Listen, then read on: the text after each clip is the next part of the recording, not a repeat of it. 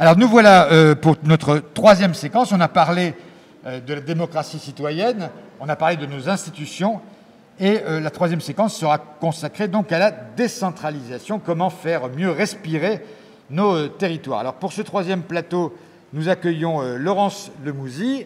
Merci d'être avec nous. Vous êtes docteur en sciences politiques, rédactrice en chef de la revue Pouvoirs locaux et directrice scientifique de l'Institut de la gouvernance territoriale. Autant dire que vous avez toutes les casquettes nécessaires pour évoquer avec nous ce sujet. Et Eric, maître d'œuvre donc de ce document qu'on retrouve à nouveau. Alors, la crise sanitaire a peut-être montré plus qu'à d'autres moments la réactivité et l'importance des collectivités locales face à une crise qui était inédite, y compris pour elles. Donc ça nous a rappelé un peu le bien fondé de la décentralisation, cette révolution qu'on a nous-mêmes, les socialistes, initiés au début des années 80. Donc cette liberté des collectivités locales, elle semble parfois, dans le débat politique, de plus en plus contestée. Est-ce que vous en faites, vous, le même constat? Est-ce qu'aujourd'hui, au fond, la décentralisation est contestée, attaquée? Est-ce qu'il faut la défendre? C'est une bonne question, une bonne entrée en matière. Alors, si vous me posez à moi la question, faut-il la défendre? Je vous répondrai oui, il faut la défendre.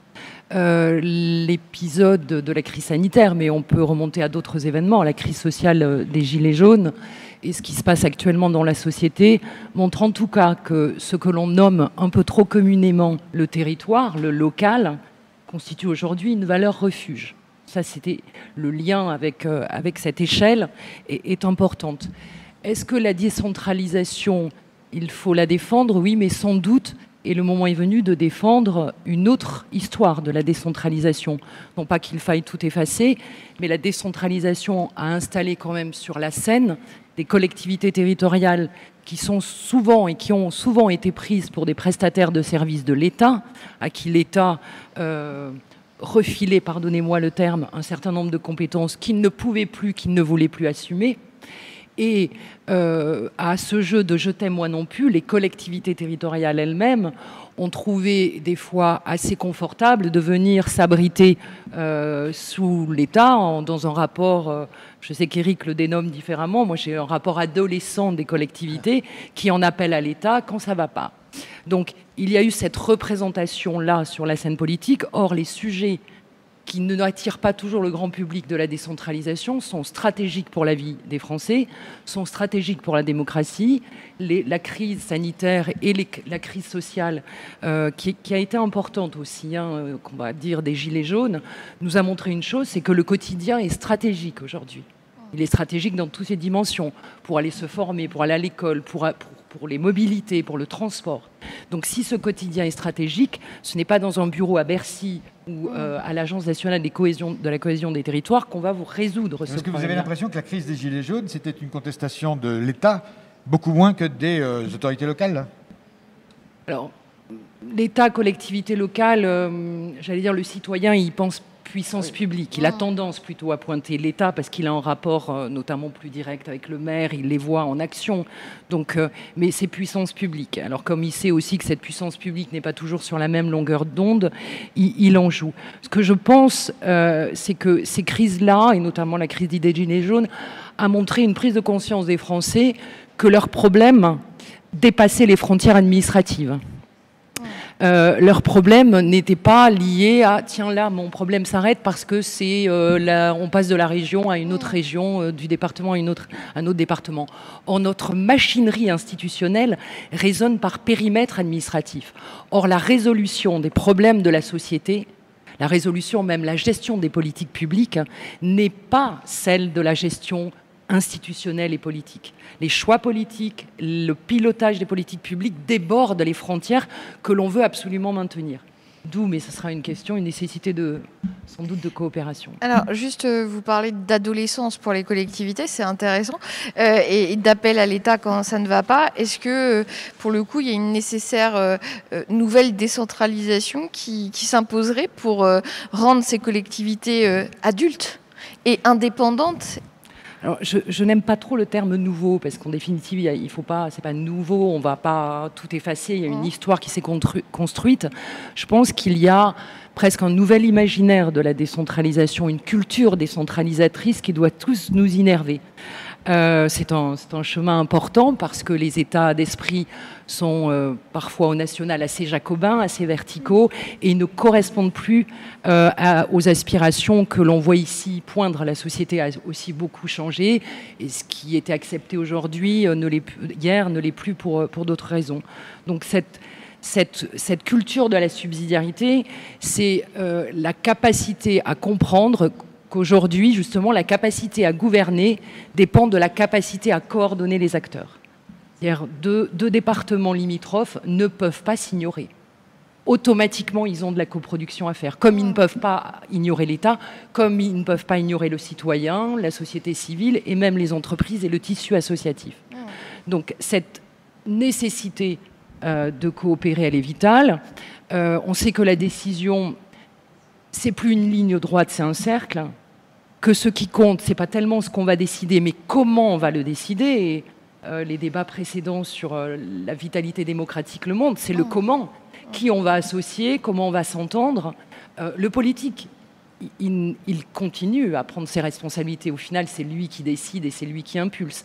Mais il me semble que, moi je vous raconte un fait, quand vous avez un directeur général d'un département qui appelle pour dire je n'ai plus de place à l'échelle de mon département pour placer des jeunes en difficulté, ce qu'on appelle l'aide sociale à l'enfance, et qui, parce que le département voisin les ignore ou ne veulent pas coopérer, alors qu'ils ont de la place dans les foyers, n'accueillent pas ce dit jeune, alors qu'on est à 3,5 km, vous ne pouvez pas créer une certaine confiance, cohésion et admiration dans la force publique. À la rigueur, aujourd'hui, je vais être provocante, mais les entreprises ont presque plus de raisons d'être, des fois, que le secteur public qui, pourtant, est dans le bien commun. On critiquait déjà cette complexité des trois niveaux, la région, le département, la commune, est venue s'intercaler une institution qui est de plus en plus importante, qu'elle s'appelle métropole, qu'elle s'appelle EPCI, Interco, etc.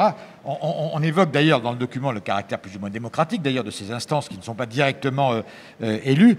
Et puis, puisqu'il y a des militants forcément qui nous écoutent au moment où nous parlons de ces questions-là, plein de militants qui distribuent aujourd'hui pour les départementales ou pour les régionales, vont avoir en face d'eux des citoyens qui vont leur poser des questions sur la sécurité, sur des choses qui ne sont pas de la compétence de l'Assemblée pour laquelle on souhaite être élu. Donc ça crée quand même tout ça une confusion. Non, on veut plus de décentralisation et en même temps il y a une confusion entre niveaux de compétences, comme vous l'avez dit, et puis un niveau dans la relation avec le citoyen au final. Oui, alors il y a le serpent de mer, effectivement, de la complexité qui est réelle, parce que quand on se trouve en difficulté d'expliquer un processus à l'un de nos concitoyens, c'est qu'il y a une lisibilité qui n'est pas. Donc sans doute, alors simplification, on pourrait parler plutôt de simplicité. Et la simplicité voudrait que l'État se retire de compétences sur lesquelles il est en façade, mais sur lesquels il n'a pas les leviers d'action. Donc qu'il se retire définitivement et qu'il confie la responsabilité pleine et entière dans des logiques de politique publique aux collectivités, qui seraient en demeure d'activer des leviers, de répondre et de proposer des solutions. Parce que bien souvent, j'ai vu des présidents de région parlant à des personnes assez démunies dire « Ah oui, mais là, c'est pas ma compétence. Ah oui, mais là, non, je peux pas. » Un président de région me disait « Des entreprises n'arrivent pas à recruter des jeunes en apprentissage. Mon rêve serait d'avoir un pouvoir réglementaire pour leur dire « C'est pas grave, vous faites d'abord votre formation et après l'entreprise vous accueillera. » Impossible. Nous sommes dans de la norme nationale avec aucune possibilité d'adaptation locale. Donc il y a effectivement sur le pouvoir réglementaire, selon les compétences pleines et entières et donc les responsabilités qu'auraient des collectivités territoriales, de l'innovation, des viviers de respiration. Et tout ça, cette diversité dans l'unité de la République. On a longtemps cru que l'uniformité générait de l'égalité. Ce qui est faux, c'est une équation fausse, c'est un mythe qui nous a entraînés vers des chemins que l'on connaît ou que l'on regrette aujourd'hui. Non, la diversité, moi je me souviens de Martin Malvy, un président de région qu'on connaît bien ici, qui me disait il faut absolument arrêter de donner le même médicament à des territoires qui ne souffrent pas des mêmes maladies. Le bon sens le veut, le citoyen respire ce bon sens, et ce qu'il trouve kafkaïen, c'est moins la complexité des échelons que le manque de réactivité, le manque de liberté qu'il voudrait voir attribué à ceux qui sont le plus proches de lui. Alors, on va se tourner vers Éric. Du coup, c'était intéressant cet exemple que vous donniez sur les départements qui ne se parlaient pas entre eux. Est-ce que finalement, Éric, cette crise sanitaire, elle n'a pas mis encore plus en exergue une forme de concurrence entre les territoires? Alors, d'abord, elle a mis quand même en lumière une chose, c'est que les collectivités locales de tout niveau étaient très réactives, surtout quand il n'y avait aucune directive de l'État. Et elles se sont adaptées, et elles l'ont fait bien. Ça, c'est une réalité et qu'il ne faudra pas oublier. C'est la première chose. Mais la deuxième chose, tu as tout à fait raison, c'est que, pour résumer, la décentralisation, ça ne peut pas être la guerre de tous contre tous. La décentralisation, ça ne peut pas être chacun qui réfléchit dans son périmètre, sans réfléchir, et ça a été dit, aux frontières entre les différentes institutions. Il faut faire en sorte que, d'une certaine façon, tous nos niveaux de collectivité collaborent de manière obligatoire sur des thèmes qui sont des thèmes qui, de toute façon, les dépassent. Je n'en prends qu'un. On peut le tourner, parler des Gilets jaunes. Le terme de la mobilité, il est essentiel en France en 2021. Les déplacements pendulaires sont de plus en plus importants. Il faut que cette mobilité soit une compétence stratégique et partagée sur laquelle tous les niveaux d'acteurs se mettent d'accord. Sinon, on ne pourra pas faire ensemble. Moi, je peux avoir un transport dans mon département, dans ma région, et peut-être qu'à la frontière, alors qu'il y a des connexions, on ne va pas traiter ce lien. Ce n'est pas possible, ce n'est pas entendable. Il faut aller plus loin dans la collaboration interterritoriale. Du coup, puisque tu es sénateur, on se permet cette question. Il y a cette loi 4D au Parlement. Est-ce que ça peut répondre? Est-ce que ça répond à certaines des interrogations qui viennent d'être posées? À quelle heure on a le droit de poser le joker de la soirée? Parce que ça serait plutôt là qu'il faudrait... C'est la question de joker, c'est ça? Ça serait plutôt là qu'il faudrait le faire. Non, la loi 4D ne répond pas à... La loi 4D, c'est la loi nid de poule. C'est très important de traiter les nids de poule parce qu'on n'arrive pas à rouler sur une route. Mais les nids de poule, c'est bien, mais c'est de savoir quel trajet aussi je vais avoir. Le problème de cette loi, c'est qu'elle n'a pas de perspective, elle comble des petits manques, mais elle n'a pas de souffle ni d'ambition. Et en tout cas, elle ne va pas assez loin en matière de déconcentration, en matière de différenciation, en matière de décentralisation. Donc on est loin du compte. D'accord. Et du coup, parce que nous, on ne comble pas les nids de poules et on propose un projet. Oui. Est-ce que tu peux nous dire quelques-unes des propositions de ce texte que nous proposons ce soir et dont tu es l'un des principaux rédacteurs? La proposition majeure que nous proposons, c'est de voir les choses complètement différemment. C'est-à-dire de se dire que c'est les compétences de l'État qu'il faudrait limiter et que tout ce qui ne serait pas des compétences de l'État seraient des compétences des collectivités locales.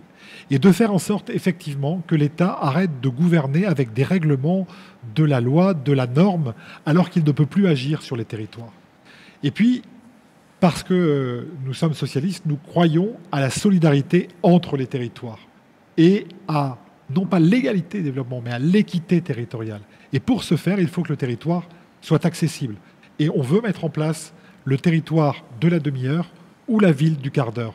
Faire en sorte que chacun puisse se former, vivre, se divertir, se soigner assez facilement, à une demi-heure près dans les territoires, à un quart d'heure près dans les villes.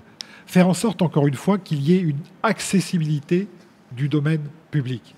Donner les moyens aussi réellement aux collectivités locales. En somme, la démocratie, c'est aussi une question d'aménagement du territoire. Ah, mais l'aménagement du territoire, il est fondamental.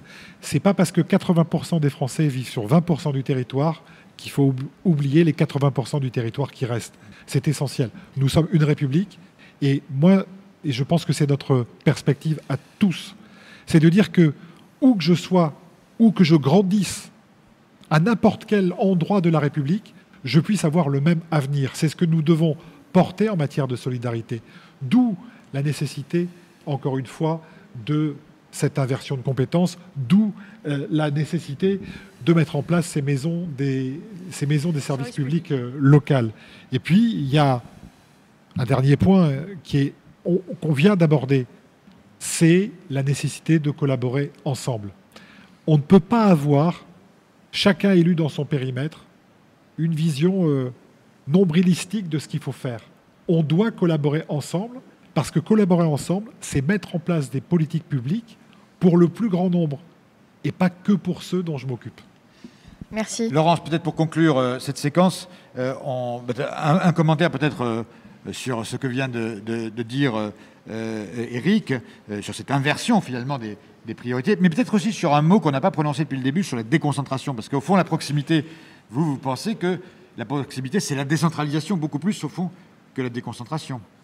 Il y a eu des mouvements assez parallèles de déconcentration, décentralisation, mais les services déconcentrés de l'État devraient être plus dans une position d'être des garants, des observateurs, des régulateurs et moins des faiseurs. Ils ne sont pas des fabricants de politique publique. Quant à l'État, dans sa version administration centrale, on pourrait aussi regretter aujourd'hui la tendance qu'il a, comme le disait un universitaire, Renaud Epstein, de gouverner à distance. Ce gouvernement à distance qui, à travers des agences, propose des catalogues de mesures que l'État est susceptible de financer à des collectivités. C'est un peu, on choisit, on a la sensation d'être libre, mais au final, on ne se consacre pas à ce qui doit être la priorité, c'est-à-dire absolument se chaîner les uns aux autres, réfléchir et donner du sens. En fait, c'est comme si, d'ailleurs, de façon assez générale, on disait ce que l'on fait, l'État dit ce qu'il fait, on force les collectivités locales aussi à faire, mais on n'entend jamais ce en quoi elles croient, c'est-à-dire quel est le projet aussi de société locale.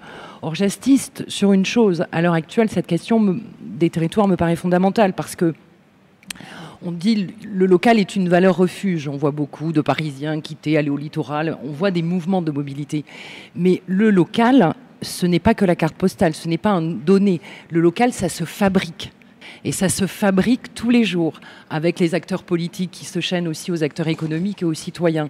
Et si le citoyen, la société civile, ceux qui portent la croissance, ne sont pas audibles, n'ont pas des arènes pour s'exprimer, comme vous l'avez aussi évoqué dans les échanges précédents, s'il n'y a pas cette respiration, on ne peut pas faire contre soi, entre acteurs publics. Il faut aussi ouvrir les portes et fenêtres. C'est un grand défi parce qu'on a quand même une représentation du jardin à la française où tout est bien ordonné. Il ne s'agit pas de créer le chaos, mais il s'agit de créer les conditions des flux. Et la décision aujourd'hui, il faut être tellement agile, et les collectivités l'ont montré pendant le Covid. Elles ne se sont pas demandé si elles étaient tout le temps sur les rails, dans la norme. Compétentes ou pas. Il fallait y aller. Ouais. Il faut aussi y aller sur l'ensemble, beaucoup de sujets qui au quotidien intéressent nos concitoyens. Merci beaucoup. Si on veut aller plus loin, on lit votre revue. Oui. Excellente. Merci. Pouvoirs locaux. En ligne aussi. Et en ligne aussi sur pouvoirslocaux.fr, j'imagine. Exact. Très bien. Merci à vous.